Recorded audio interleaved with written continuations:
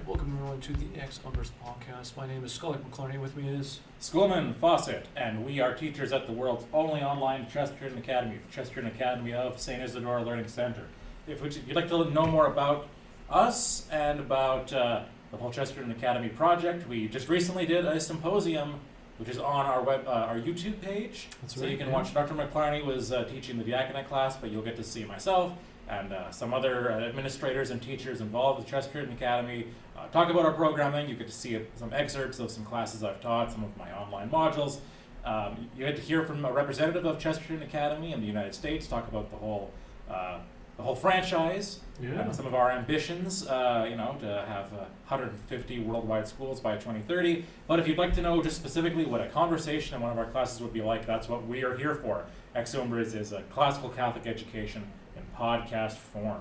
And today we are, I guess you could say, building on something we've talked about before. Several episodes ago, we talked about a thread that I've noticed in the Gospel of John, a motif about, essentially I would argue, the wedding at Cana, the Blessed Mother's asking our Lord to reveal himself as the Messiah, to provide wine for everybody, and he declines and says not yet. And then there's a succession of miracles afterwards, and he only kind of grants her request on the cross with the blood and water coming forth. That's when he finally gives her the wine she's been asking for. Right. And you were very supportive of that thesis, and it's still, the day is still coming, the hour is coming, it is not yet, when that might get published as a book, which you would write the introduction for. The hour has not yet come, just like the wedding at Cana. But as you were doing research, or kind of brushing up on the Gospel of John, you yourself discovered a thread that maybe not everybody has noticed, and a specific example of where it shows up in probably the least discussed pericope of the Gospel, let's say. People, when they first come to the faith or encountering Christianity, often ask, what should I read in the Bible, right? Sure. And often, I think Augustine had that question for Ambrose, right? That comes up in the Confessions, right? Ambrose directs us to the book of Isaiah. Yes. He starts reading, he's like, I can't make heads or tails of this.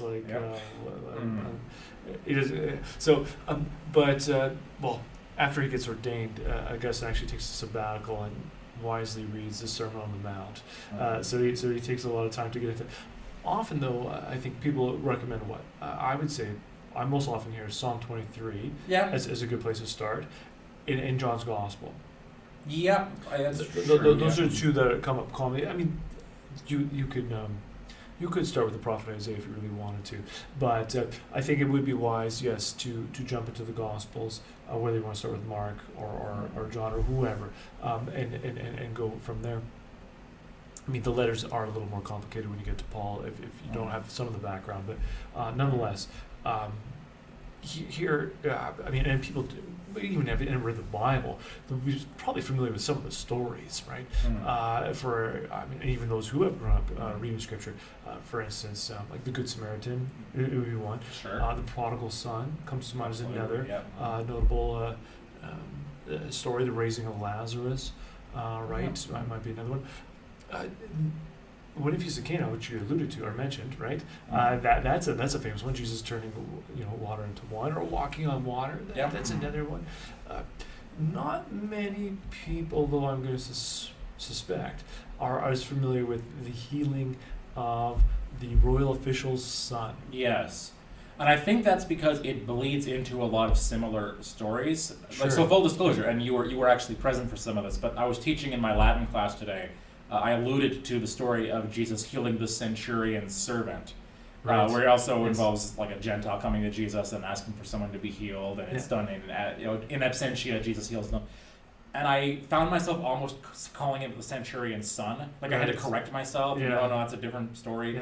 Yeah. So I think the fact that you have a couple of very similar pericopes in the Gospels, it's easy to kind of. I mean, it happens, right, with the synoptics too, right, or John. It's like. Some people forget. Well, wait, where is the foot washing? People are surprised when you tell them that there's no communion in John's Gospel, or there's no Eucharist. It's like, oh, there isn't? Like, you just kind of assume they're in there. So a lot of times when there's similar stories in Scripture, they kind of bleed into each other, and I think that's what happens with the royal official's son. So you're saying it's just kind of in the shadows of other stories. Well, the other ones, I mean, the wedding at Cana and all that, it's so unique, right? There's not really an analog to it anywhere else in the Gospels, right? Or well, I mean, I guess you could say, the blood and water coming forth, right? That's very unique. That's not the thing you're going to confuse with anything else in the Gospels or something like that. Yeah. This story, I think, the woman at the well, that's very unique. There's nothing really like that in the Gospels, not in the same way. This story sounds kind of similar to some other healing stories, so it's easy, I think, for people to. It maybe is less arresting, less striking, less unusual than some of those. And there's no discourse attached to it. Jesus is very laconic in this one. Right, so it also maybe doesn't stick in people's minds as much, especially coming after the woman at the well, coming after Nicodemus, and you must be born again, right? Yeah. So I think there's maybe a lot of reasons for. I had never thought about it prior to you and me conversing about it. I'd never thought much of the story myself. Okay. Well, I think it encapsulates just like the prodigal son or like the Samaritan, a good Samaritan, and so forth. I think it does really encapsulate all of salvation history. So it provides this. How would you say it? A microcosm. It's a microcosm, a sign that Jesus performs. But in some ways, many layers to it, which really informs what it means to be a follower of Christ and his own identity. And I think you're right. So for our listeners at home, before we get into it, if you want to open it up, I can read it. I can. I'll read it for people who are driving. Yeah, right. If you have your a Bible, have it open because we're going to be going through like the verses and noting really subtle things. So chapter 4. Chapter 4, and where did you want to start? Well, let's start. Okay, so the episode where the Samaritan woman is just transpired. So it's a woman at the well. And then we'll start, that's in early chapter 4. So we're going to go to verse 43 of chapter 4. And this is the episode after Jesus had stayed in Samaria. Now this is what happens next. So he's made it back to Galilee. Yes, okay. I'm actually going to start in verse 41 because I want to lose something myself. So, all right. But it'll come back. So he stays with the Samaritans, and many more believed because of his word. They said to the woman, "It is no longer because of what you have said that we believe, for what we have heard for ourselves, and we know that this is truly the Savior of the world." When the 2 days were over, he went from that place to Galilee. For Jesus himself had testified that a prophet has no honor in the prophet's own country. When he came to Galilee, the Galileans welcomed him, since they had seen all that he had done in Jerusalem at the festival, for they too had gone to the festival. Now then, when he came again to Cana in Galilee, where he had changed the water into wine, now there was a royal official whose son lay ill in Capernaum. When he heard that Jesus had come from Judea to Galilee, he went and begged him to come down and heal his son, for he was at the point of death. Then Jesus said to him, "Unless you see signs and wonders, you will not believe." The official said to him, "Sir, come down before my little boy dies." Jesus said to him, "Go, your son will live." The man believed the word that Jesus spoke to him and started on his way. As he was going down, his slaves met him and told him that his child was alive. So he asked them the hour when he began to recover. And they said to him, and this is in this translation, "Yesterday at 1 p.m, the fever left him." The father realized that this was the hour when Jesus had said to him, "Your son will live." So he himself believed, along with his whole household. Now this was the second sign that Jesus did after coming from Judea to Galilee. Okay, so there you have it. That's the gospel summed up. So this is everything we need to know in some ways. Exaggerating a little bit, but maybe not. Let's just start with some interesting observations of the geography. So you had mentioned there, you started us a little bit earlier. So where exactly is where were they before? They're in Samaria. So before he's in Samaria, stays with Samaritans. Yeah. When 2 days are over, he went from that place to Galilee. There the Galileans welcomed him because they had seen the stuff he did. Then he came again to Cana in Galilee, where he had changed the water into wine. Okay, so there's a mention of a few places. Now, just for listeners, might not be familiar so much with, if you're not with the geography. So Judea is going to be in the south. The capital is Jerusalem. This is where the temple is. This is where Jews would be for Passover. This is where the pilgrims would go for Pentecost and Sukkot and so forth. But if you're going to travel there from Galilee, you have to go kind of the round way around, the circuitous route, in order to avoid Samaria, because pilgrims coming from the north, where Galilee is in the north, Samaria is in the middle, before you go down south into Jerusalem. Right. We're welcome. Samaria is where the northern kingdom of Israel would have been. That's right. So the kingdom of Israel, formerly known as Jacob, land of Jacob, that was the capital, Samaria, and the civil war following the death of King Solomon in 922. Then you have the Assyrian invasion, and basically that's the lost tribes of Israel. Yeah. It's replaced with foreigners. So. With foreigners, yeah, there's Assyrian policy to deport and essentially assimilate people, and then bring other people from different parts of their empire in. And so you have this land which is really estranged, if you like, from, that's the way John puts it politely earlier in chapter 4, that Samaritans and Jews do not share things in common. So you have this long tension running. But Jesus does go through Samaria. So having been in Jerusalem, he goes through Samaria, and so and he spends 2 days extra in Samaria after meeting the Samaritan woman. It's almost like this intrinsic reward of having dared to go defy convention, and now he gets to go through and I guess seeking the kingdom first, right? Has this reward. He gets to spend time with others and has this extra time. Now, what's also interesting, if we go to the opening lines here of this passage, is that we find when he's in Galilee, it says, Jesus himself pointed out that a prophet has no honor in his own country. And so this is where Jesus is from, right? Nazareth is a small town in Galilee. And it's somewhat ironic in that although he's viewed by many with eyes of suspicion in this area like Nazareth and so on, in Samaria, previously, he was viewed with eyes of faith, right? So it's as if the people who've been once estranged can now see even perhaps more clearly who Jesus is. And this is not lost perhaps on the casual observer if you were to start it in the beginning of chapter 4, of what's going on. So they might be distant, but they have a more accurate vision in some ways. Now, there's some exception, though, of those who do receive Jesus favorably. Right, and it's noted, who are they again? So who are the ones in Galilee? So there are some in Galileans who are up to listening to him, and who are they? So those are the Galileans who had seen all he had done in Jerusalem at the festival, for they too had gone to the festival. Right, and so at the festival, you're going to loop back earlier to chapter 2, when Jesus is there. It is the cleansing of the temple, and he performs signs there as well. And so this is this prophetic sign act, if you like, of which is, destroy this temple, and I will raise it up in 3 days, right? And so, this connects. So those who have seen what Jesus has done in Jerusalem from Galilee now are willing to receive him. And it connects back all the way to the opening lines of the prologue of John's Gospel. Yes. We see there's some who. He came to his own, but his own did not receive him. But those who did have been given the power to become children of God. And so these are some who have received that Son who's come into this world. And I wanted to just note, now, again, as we've discussed before, Jerome is not, I was discussing this in my Latin class too, Jerome's not always the best guide to what's linguistically going on in the Hebrew or Greek.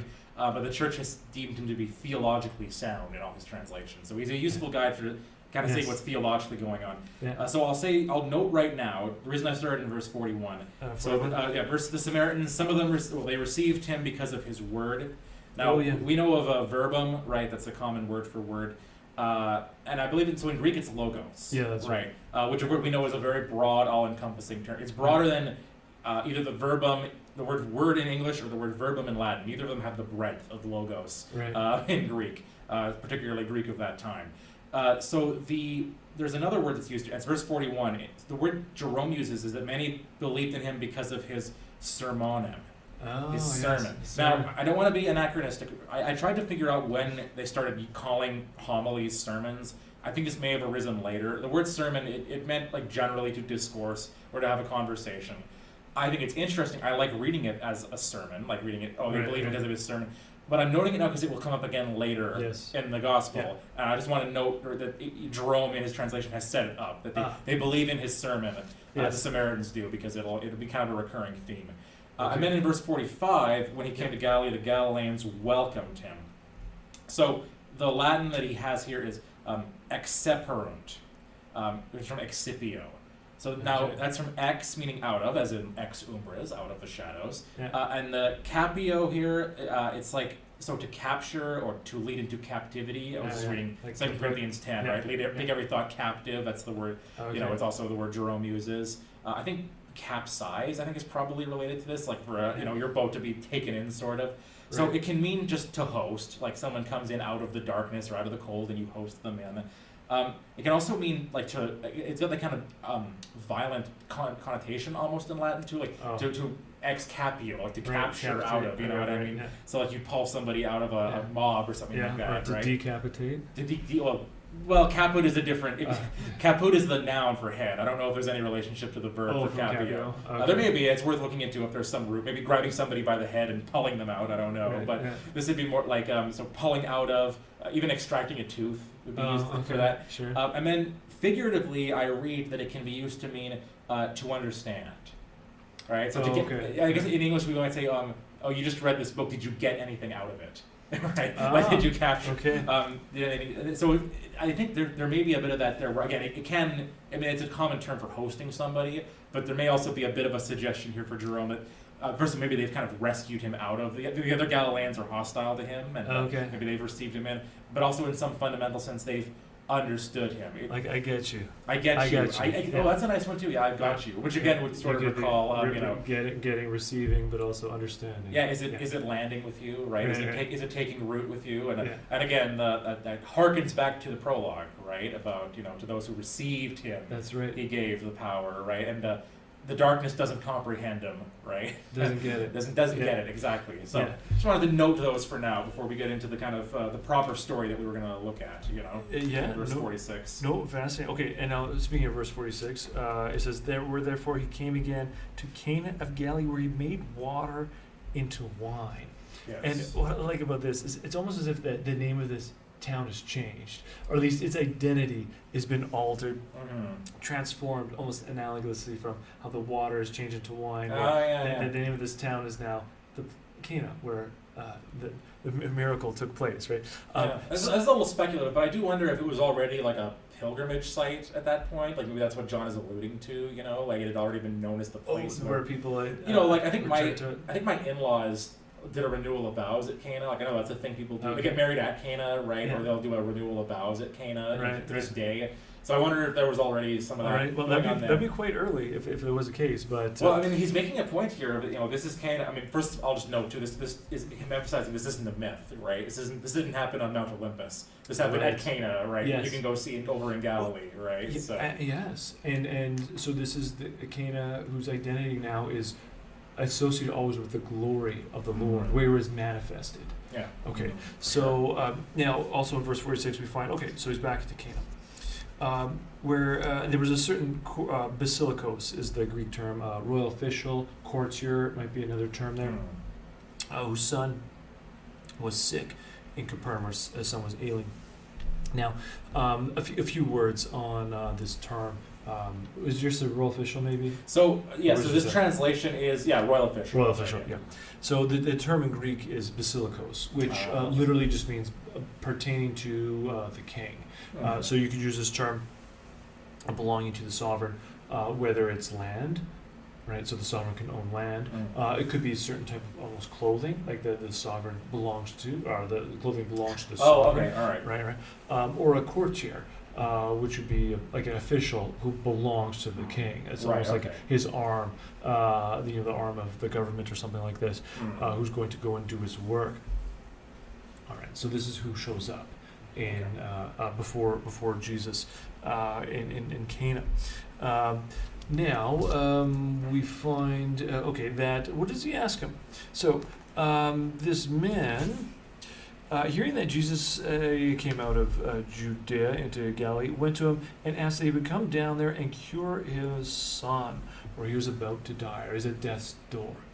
Now, this is fascinating, is that his request is for Jesus to come down. And the word there in Greek is katabasis. We've talked about this previously in mentioned with Plato's Republic. That's the opening line. Katabasis went down. We see this movement of descent from the earliest literature, like Gilgamesh and so on. And so it's like the beginning of the hero's journey, if you want to use that. If you want to think of it that way, that's right. The archetypal, like you begin by descending, right? That's right, and have moved away on descent, then you... Like Dante begins the Divine Comedy, of course much later, but by descending into hell, beginning it. That'd be like an example of this sort of, if you want to call it a universal motif that shows up on the path midway through life, right? So before he descends. And so here, though, this idea of descending, though, is prominent within John's Gospel. The term is not actually used in the prologue, which you mentioned earlier, the first 18 verses, but it runs through it as a theme, for sure. Absolutely, because in the beginning was the Word, and we find out later on that the Word became flesh and dwelt among us. Tabernacled among us. That's right. So having come down the steps, and late in chapter 1, we see, Jesus sees Nathanael beneath a tree. It's a fig tree. And so when he sees him there, this is when he remarks, "You are the King of Israel, the Son of God." And Jesus says, "Well, do you say it just because I saw you under the fig tree? Like you'll see greater things than this. You'll see the angels ascending and descending upon the Son of Man." And so this is a profound idea here, ascending and descending. It's almost like Jesus saying to Nathanael, "You're going to see much more of my actual identity." He's declaring him Son of God. He's declaring him King of Israel, Basil, right, of Israel. But he's saying you're going to see even more as to who I really am. That might be one way of reading it. Now, also in chapter 1, in chapter 2. So this is turn the page after chapter 1. Right after Nathanael, the next episode is the wedding feast of Cana. Right? And so right after the wedding feast of Cana, so if we're back in chapter 2 there, there's a descent that is used. And so this actual term, katabasis, is verse 12 of chapter 2. That's right. So he went down to Capernaum, and the mother of him and his brothers, and the brothers and the disciples of him, and they remained there for not many days. Here, and then in verse 13, they go back up. He went up to Jerusalem. And so this is an interesting idea that there's this descent and ascent. So just like you talked to Nathanael, you'll see a descent and ascent. Well, here they're actually participating in it. So he goes down to Cana, to Capernaum from Cana, but then he goes up to Jerusalem. And so it's like this constitution of a new family, if you like. Yes. A new entourage, who are more than just, roadies. Rather, they are disciples, learners, who are joined now into this family of glory. Right? Which, if you'll go back and listen to our episode, that culminates in Jesus saying, "Behold your mother." It's a progression, I think, throughout the gospel of going from servants to sons, and which is the process of being born again, which is tied up with Mary being our mother. So at the cross, right? That's the wedding of and the creation of a new family, right? Yes. Where John becomes the son fully, and it's already beginning here at Capernaum, which is also where the royal official's son is. And again, I'll just note it here because you're taking it a different direction. I think that there's part of the reason why John is recalling the wedding feast of Cana is the wedding feast of Cana. It's the establishment of a new family, right? And then here, in restoring the son to his father, that's also kind of the establishment of a family, right? Or like the restoration of a family, right? which again is a motif that's going to find its culmination in the cross, right? Behold Yeah. your mother, behold your son, taking Yeah. her into your home, you know, the Yeah. establishment of the church. So we discussed that in great detail in that episode, but it's that Capernaum connection. That's a good. The creation of disciples who are also family. Brought up here as well in John 4, right? Yes. Well, this is a second descent, if you like. So we'll come to that in a second. I'll come back to chapter 4 in a second. But here, another thing we could say is that in Nicodemus, when he's back in Jerusalem, so he descends to Capernaum the first time and goes up to Jerusalem. This is in chapter 2 still, right? When he's there in Jerusalem, he meets Nicodemus, and he talks again about ascent and descent with him, and saying that no one ascended into heaven except the one who descended from heaven. And so this is the Son of Man. He's connecting this with Moses, lifting up the serpent in the wilderness and so on. Later on in the gospel, we're going to hear about the bread of life, which descends down from heaven, right? Gives life to the world, and Jesus says, yes, I've come down from heaven to do the will of my Father, and so on. All right, so what I'm trying to get at is that notion of catabasis, this descent, is throughout this gospel. It's not just simply, a throwaway term or something like this. Yeah. But really, it's connecting to Jesus' mission, his identity, and also, analogously, we see this idea coming up later, like the shepherd must lay down his life, right, for his sheep, or the seed must go into the ground, must die to be reborn. So these are ideas that are throughout here. And there's something, I'm just thinking, there's something almost Trinitarian about it, right? It's the processions and the return, right? Absolutely. Right? The Son and the Spirit proceeding from the Father and then returning to Him. Exodus Redivus, that cycle. Which begins, it's eternal, it's imminent to the Trinity, but then the Aquinas involves what we're talking about. It's also the Trinitarian missions, right? Like Christ is sent and incarnate, and then returns to the Father in the ascension, and that's actually like a new modality of that eternal procession and return, right? And the same with the Holy Spirit, right? He's sent forth and then returns, offers us back up to the Father, which I think is going to come through in this. Because the return, so the ascent is he's returning with his saints. Yes. Right. Yeah. So in the first ascent to Jerusalem, he's returning with his mother and the apostles, the disciples. Right. So this is the first group of the family. This group of saints who are returning. I mean, we have this notion. You see in Thessalonians where Christ will return with his angels and flame, right, and so forth, and the saints who are with him in this fire. But here it's also that you think of that as descending in that sense, right? But here's the ascent. So there's this new modality, I suppose, if you want to think of it that way. Now, okay, back to where we were in chapter 4. This is we might pass this over when we're just reading it because it's a short episode, but it's his second descent into Capernaum. But what's fascinating is Jesus' response to this Basilikos who shows up. And basically he says... But importantly, he's invited to come down. Right. This is invited to come down, but he doesn't immediately do that. That would you come down and cure my son, right? And so his answer is, unless you people see miraculous signs and wonders, you'll never believe. So it's not exactly like I'll be right there, right? Yes. Just sure. Let's just drop what we're doing and let's go. And so it's this hesitation.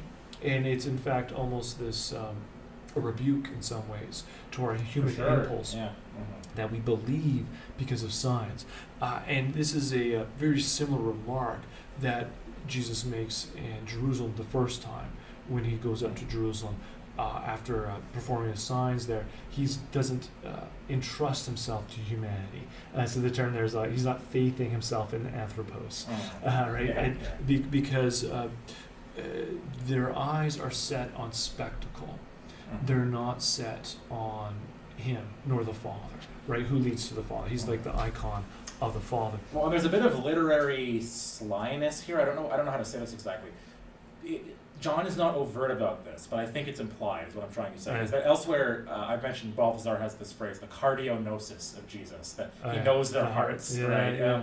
And that phrase does show up in the gospel. It doesn't show up explicitly here, but I feel like it's like we're supposed to read between the lines here, that Christ in some way knows that this guy doesn't fully believe in Jesus, and yes, he wants his son to be healed, but he's also kind of testing Jesus. Right? Yeah. Well, it's a sense like in terms of cardiognosis, it's like they still have. Well, Paul might put it this way: like they're still on, milk. Like they haven't grown up yet. So their faith is in its infancy. It's incipient, but it's also not directed in the right place necessarily. I mean, he's making the right move and going to Jesus 100%, but the reasons for it need maturation. So he doesn't quite get who Jesus is. Like Nathanael saying, "You are the Son of God, the King of Israel." Well, yeah, okay, that's right, but you don't fully understand what that means. Right? And so it's the same thing we see at the resurrection, where Mary Magdalene, she sets her eyes right on the stone that's been rolled away. So that's important. A part of our faith is the stone is rolled away. When Peter comes to the tomb, well, he theoria, he beholds the shroud, the shroud, yes, and the sudarium, like the head covering, as well. But it's so close, like it's again important evidence. But it's not quite where it needs to be yet. And that would be on Christ's stuff. And the irony, of course, would be the following scene that happens later with Thomas, who wants to, not happy to even set his eyes on Christ, but needs to touch his wounds, right? So it's just a funny phrase, because you think seeing Jesus alone, it would be convincing, but no, I got to make sure the wounds specifically I need to look at. It's like seeing the stone or seeing the head covering. Exactly. It's like sure, if you look at them, you'll find there's evidence there, but like don't be peering into the wound so much that you're not paying attention to the fact that Jesus is standing right there, Exactly. Yes. So whether it is the stone or the shroud or the wounds, right? This is who it is. Which of course John will bring again at the end of the gospel of and Christ says it to Thomas and everything, right? Like, you haven't seen this and yet you should believe, right? Based on the testimony that we have, so. Yeah. And so here, Jesus Finley, he challenges this Basilikos. That is right. So he's in pursuit of signs, not in pursuit of Christ. It's just like those at the when he performs the miracle of loaves want to go and make him king. Well, he's not going to entrust himself to them because their motives. It's right to see Jesus as king, but their motives are misguided. Okay, so the Basilikos, though, in turn, he responds with yet another request for Jesus to descend, this kind of basis. And I think at this point, when he makes this request yet again, we start to see this Basilikos a little more clearly, right? This royal official. Because he stands in the position of every parent with a sick child. Yes. Does he not? In some ways, he even stands in the position of every descendant of Adam, who is under the tyranny of death.